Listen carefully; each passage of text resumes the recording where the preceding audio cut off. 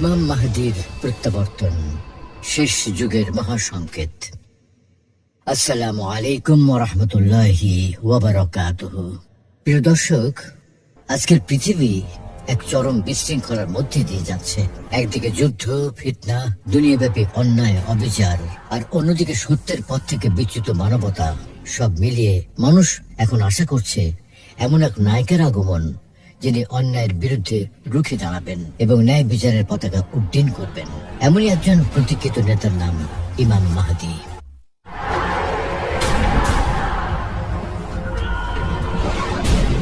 আজ বিশ্বের কোটি কোটি মুসলমানের হৃদয়ে শুধু একটি প্রশ্ন, কবে আসবেন ইমাম মাহদী? কখন শুরু হবে সেই প্রতিশ্রুত বিজয়ের যুগ, যার কথা আমরা শুনেছি কোরআন হাদিসের আলোকে? তবে এই প্রশ্ন শুধু মুসলমানদের মাঝে সীমাবদ্ধ নয়। পৃথিবীর নানা ধর্মগ্রন্থেও একজন উদ্ধারকারী বা পথ প্রদর্শকের আগমনের ভবিষ্যৎবাণী করা হয়েছে। আর সবচেয়ে গুরুত্বপূর্ণ বিষয় হলো, এই আধুনিক প্রযুক্তি নির্ভর সুপার পাওয়ার শাসিত জগতে ইমাম মাহদী কিভাবে প্রতিরোধ গড়ে তুলবেন, কিভাবে সত্যের আলো ছড়িয়ে দেবেন দুনিয়ার প্রতিটি কোণে। চলুন আজকের আলোচনায় আমরা জানি ইমাম মাহদীর আগমন কিভাবে ঘটবে, হাদিস ও অন্যান্য ধর্মগ্রন্থে কি ভবিষ্যৎবাণী আছে, এবং তিনি কিভাবে আধুনিক বিশ্ব ব্যবস্থার চ্যালেঞ্জ মোকাবেলা করবেন।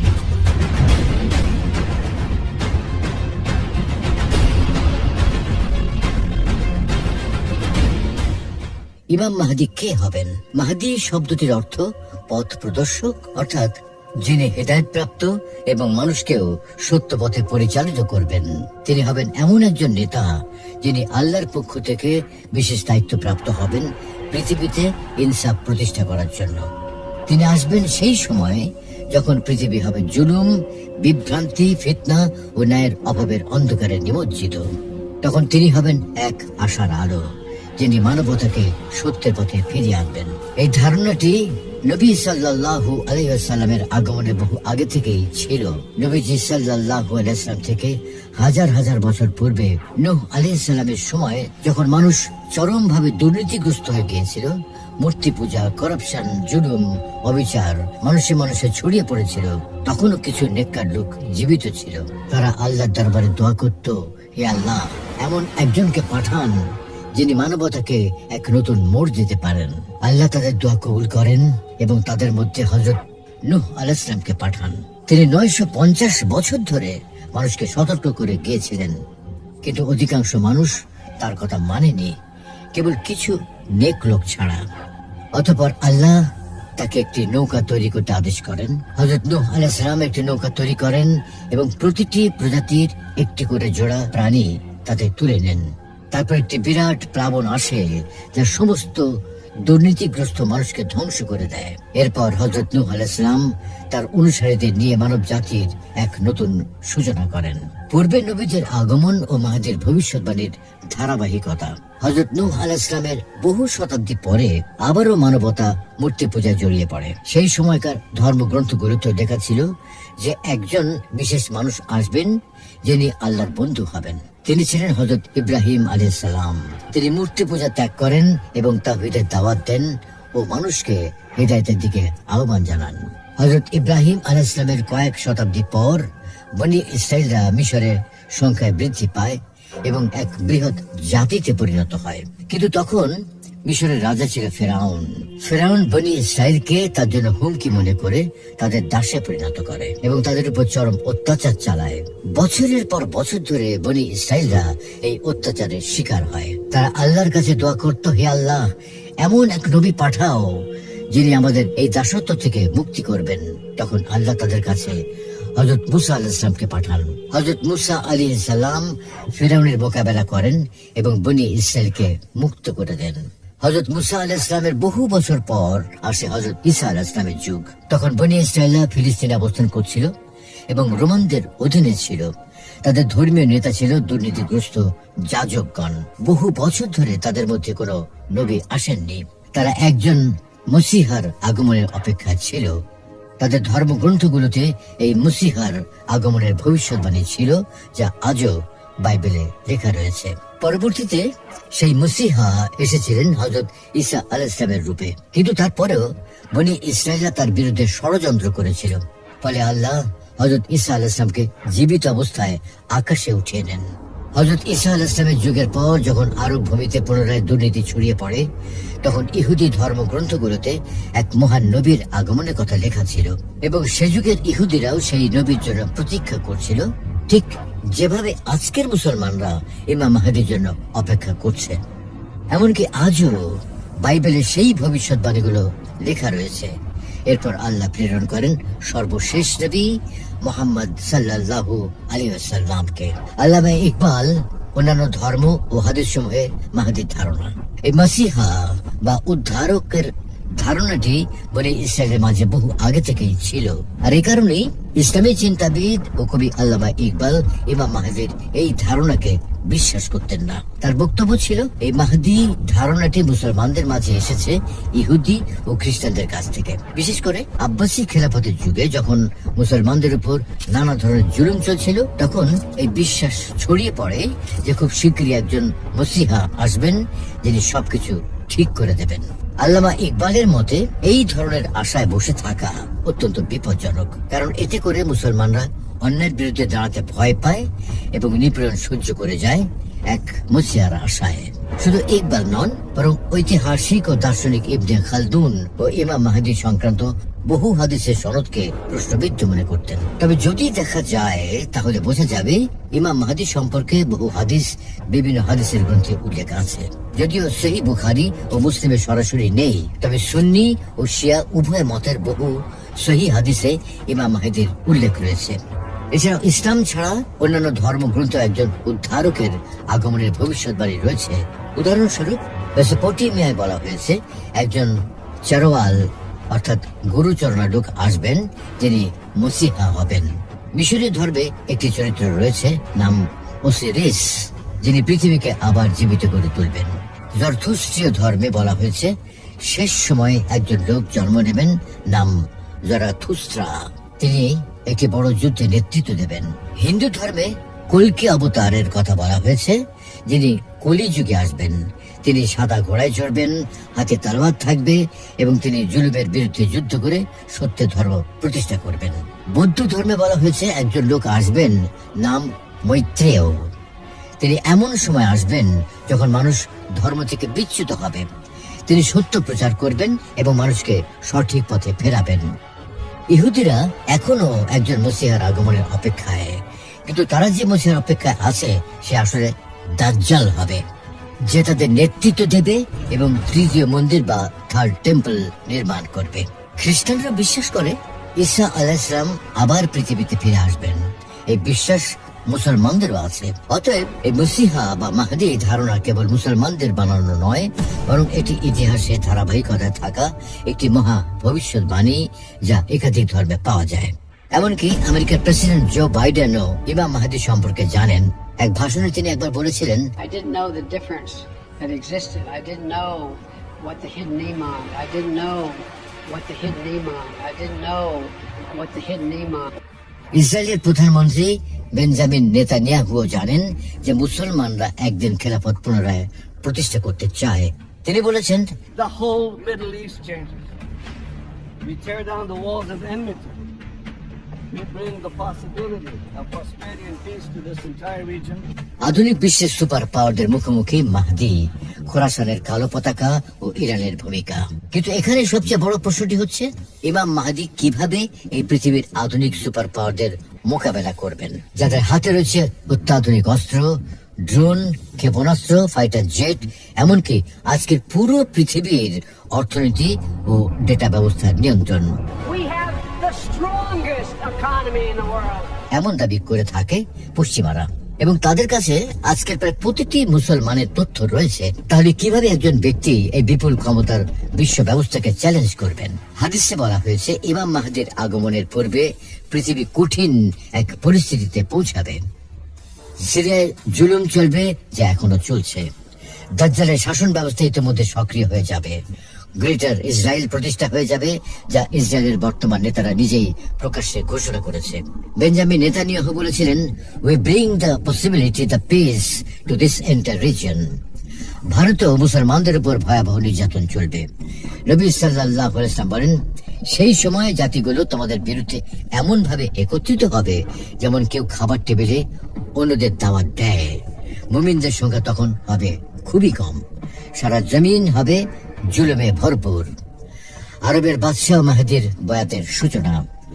হাদিসে এসেছে, রাসূলুল্লাহ সাল্লাল্লাহু আলাইহি ওয়াসাল্লাম বলেছেন, এক খলিফার মৃত্যুর পর মতবিরোধ সৃষ্টি হবে। তখন মদিনার এক ব্যক্তি মক্কায় পালিয়ে আসবে। মক্কার কিছু লোক তার কাছে গিয়ে তাকে বের করে আনবে, যদিও সেটা পছন্দ করবে না। তারপর তারা তাকে কাবার রুকনে ইয়ামানি ও মাকামে ইব্রাহিমের মাঝখানে বায়াত দেবে। এই হাদিসের আলোকে অনেক ইসলামী চিন্তাবিদ ও গবেষক মনে করেন, বর্তমান সময়েই সেই ভবিষ্যৎবাণী বাস্তবের দিকে এগোচ্ছে। তারা ধারণা করছেন, যে বাদশার মৃত্যুর কথা হাদিসে বলা হয়েছে তিনি হতে পারেন সৌদি আরবের বর্তমান বাদশাহ সালমান বিন আব্দুল আজিজ, কারণ তিনি এখন আরব বিশ্বের সবচেয়ে গুরুত্বপূর্ণ রাজা এবং ইসলামী ভূমির অভিভাবক বলে বিবেচিত। আর তার উত্তরাধিকারী হলেন তার ছেলে মোহাম্মদ বিন সালমান। এই মোহাম্মদ বিন সালমান নিজেই এক সাক্ষাৎকারে বলেছেন, আমাকে হত্যার চেষ্টা করা হতে পারে। शहजादा मोहम्मद बिन सलमान ने अमरीकी अरकान कांग्रेस से कहा है, मुझे कत्ल करने की कोशिश की जा सकती है। এর মানে হলো ভবিষ্যতে তার সিংহাসন গ্রহণ ঘিরে রাজনৈতিক উত্তেজনা সৃষ্টি হওয়ার সম্ভাবনা রয়েছে। এই উত্তেজনাই হতে পারে হাদিসে বর্ণিত উত্তরাধিকার নিয়ে মতবিরোধ। এমন এক দ্বন্দ্বের সময়ে এক নেককার ব্যক্তি অর্থাৎ ইমাম মাহদী চুপচাপ মক্কায় চলে আসবেন। সেখানে তখন 313 জন মানুষ তাকে অনুসরণ করবে এবং তার হাতে বায়াত নেবে। এই সংখ্যাটি অনেকে বদরের যুদ্ধে অংশগ্রহণকারী সাহাবীদের সংখ্যার সঙ্গে তুলনা করেন। তারা বিভিন্ন দেশ থেকে আসবেন। এই 313 জনকে অনেক হাদিসে মাহদীর খাস সাহাবী বলে বলা হয়েছে। তারা হবে নেক, বুদ্ধিমান, শক্তিশালী ও পরহেজগার। তাদের অনেকেই এমন হবেন যাদেরকে পৃথিবীর কেউ চিনবে না, কিন্তু আল্লাহর কাছে তারা হবে সম্মানিত। হাদিসে আছে তাদের একজনের জ্ঞান 40 জন মানুষের জ্ঞানের সমান হবে। তারা শুধু নেতা হবেন না, বরং হবেন কমান্ডার, স্কলার, চিন্তাবিদ। এই 313 জন বায়াতের পর ইমাম মাহদী তাদের সহযোগিতায় একটি শক্তিশালী সেনাবাহিনী গঠন করবেন। খোরাসান থেকে সহায়তা ও বর্তমান ভূ রাজনীতি। হাদিসে এসেছে, খোরাসান থেকে কালো পতাকা বহনকারী বাহিনী মাহদীকে সাহায্য করতে আসবে। নবীজির যুগে খোরাসান অঞ্চল মানে ছিল আজকের আফগানিস্তান, ইরান, পাকিস্তান ও আশেপাশের কিছু অঞ্চল।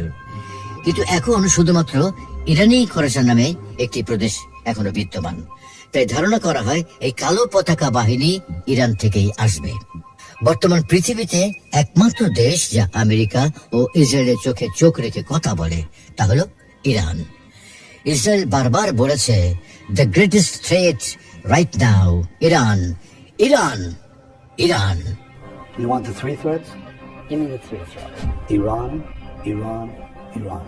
And everything should be done to prevent Iran, the world's most dangerous regime, from developing the world's most dangerous weapons.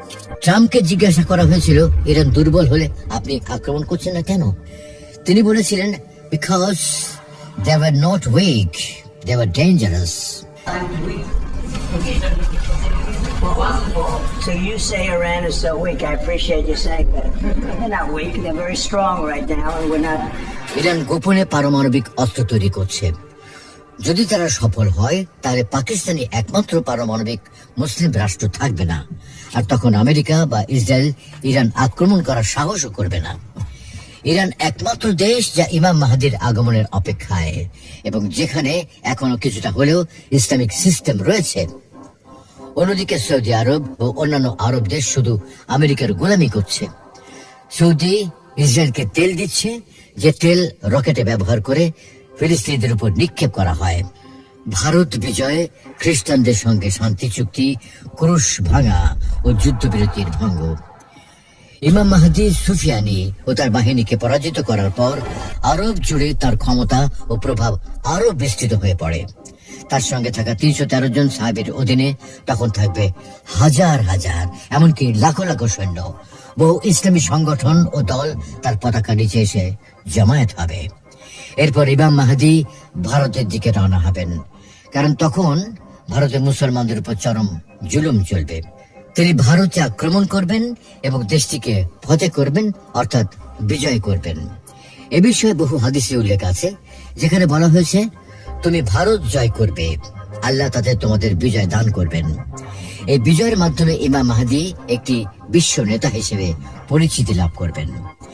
এরপর এই পরিস্থিতি দেখে ন্যাটো, আমেরিকা ও ইউরোপের দেশগুলো ইমাম মাহদীর সঙ্গে একটি শান্তি চুক্তি বা পিস ট্রিটি স্বাক্ষর করবে, কারণ তখন তাদের সামনে আরো একটি বড় হুমকি থাকবে, যা ইমাম মাহদীর তুলনায় তাদের কাছে বেশি গুরুত্বপূর্ণ। নবী সাল্লাল্লাহু আলাইহি ওয়াসাল্লাম বলেন, তোমাদের এবং রোমানদের মধ্যে একটি শান্তি চুক্তি হবে, তারপর তোমরা এবং তারা মিলে তৃতীয় পক্ষের সঙ্গে যুদ্ধ করবে, যারা তোমাদের উভয়ের শত্রু হবে। এই যুদ্ধে মুসলমান ও খ্রিস্টানরা মিলে বিজয় লাভ করবে। যুদ্ধ শেষে সবাই নিজেদের তাঁবুতে অবস্থান করবে। তখন হঠাৎ একজন খ্রিস্টান একটি ক্রুশ মাটিতে পুঁতে দেবে। তার উদ্দেশ্য হবে এই দেখানো যে এই যুদ্ধ খ্রিস্টানদের বিজয়, ইসলাম বা আল্লাহ নয়। মুসলমানরা এই অবস্থায় ক্রুশটি ভেঙে ফেলবে এবং ঘোষণা করবে, এই জয় ছিল আল্লাহর নামে, ইসলাম ও তাওহীদের নামে। এই ঘটনার পর খ্রিস্টানদের সঙ্গে মুসলমানদের মধ্যে সম্পাদিত শান্তি চুক্তি ভেঙে যাবে। এরপর শুরু হবে এক ভয়াবহ যুদ্ধের প্রস্তুতি। পশ্চিমা বিশ্ব, ন্যাটো, আমেরিকা, ইউরোপীয় দেশগুলো একত্রিত হয়ে ইমাম মাহদীর বিরুদ্ধে একটি বিশাল সেনাবাহিনী প্রস্তুত করবে। তারা ব্যবহার করবে আধুনিক এআই অস্ত্র, ড্রোন, ক্ষেপণাস্ত্র, যুদ্ধ বিমান, স্যাটেলাইট নির্ভর প্রযুক্তি। নবী সাল্লাল্লাহু আলাইহি ওয়াসাল্লাম বলেন, মুসলমানদের একটি অংশ এই যুদ্ধ দেখে পালিয়ে যাবে, আল্লাহ তাদের কখনোই ক্ষমা করবেন না। আরেক অংশ শহীদ হবে, যারা হবে সেই সময়কার সবচেয়ে মর্যাদাবান শহীদ। আর একদল থাকবে যারা বিজয় অর্জন করবে এবং আল্লাহ তাদের কখনো দ্বিতীয়বার পরীক্ষা করবেন না। এই যুদ্ধ হবে সিরিয়ার কাছাকাছি বা তুরস্কের দক্ষিণে। এখানেই পূর্বে দীর্ঘ গৃহযুদ্ধ হয়েছিল এবং এখানে হবে ইসলামের এক গুরুত্বপূর্ণ যুদ্ধ। এই যুদ্ধ জয় করার পর ইমাম মাহদীর বাহিনী রওনা হবে কনস্টান্টিনোপল, বর্তমানে তুরস্কের ইস্তাম্বুলের দিকে। হাদিসে বলা হয়েছে, তোমরা অবশ্যই কনস্টান্টিনোপল জয় করবে। এই শহর জয়কারী হবে এক শ্রেষ্ঠ নেতা এবং তার বাহিনী হবে এক শ্রেষ্ঠ বাহিনী। অনেক আলেম বলেন, এই ভবিষ্যৎবাণী 1453 সালে সুলতান মোহাম্মদ আল ফতিহ এর হাতে পূর্ণ হয়েছে। তবে অনেকে বলেন এই হাদিস দ্বিতীয়বার পূর্ণ হবে ইমাম মাহদীর মাধ্যমে।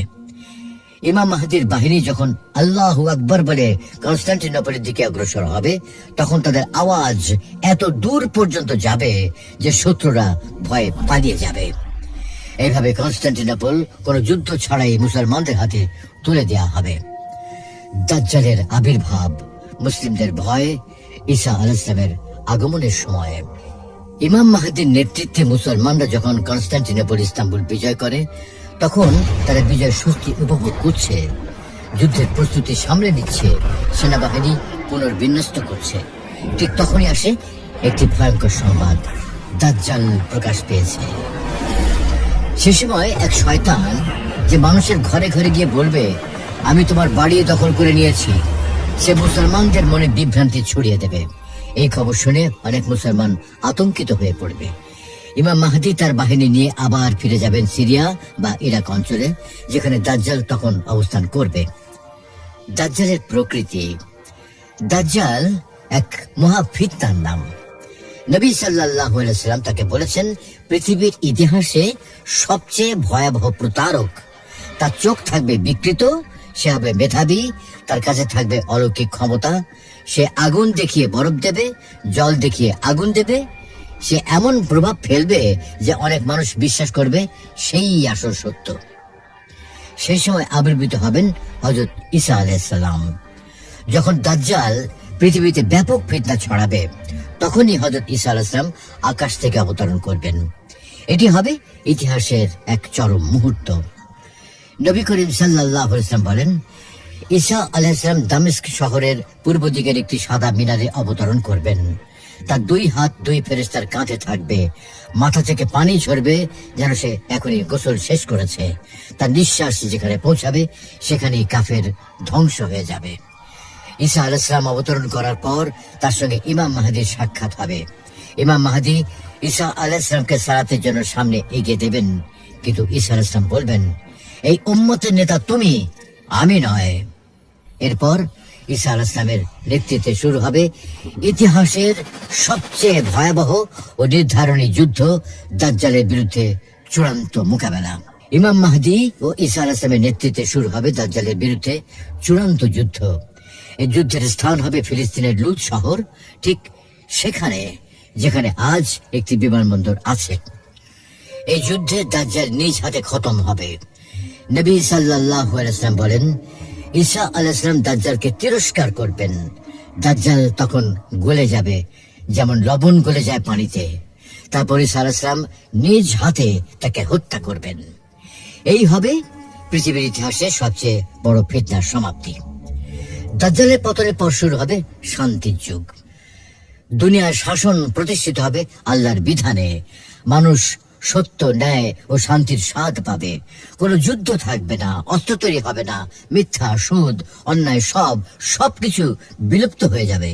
মানুষ শুধু সত্যের অনুসরণ করবে। হাদিসে এসেছে, ঈসা আলাইহিস সালাম পৃথিবীতে 40 বছর থাকবেন।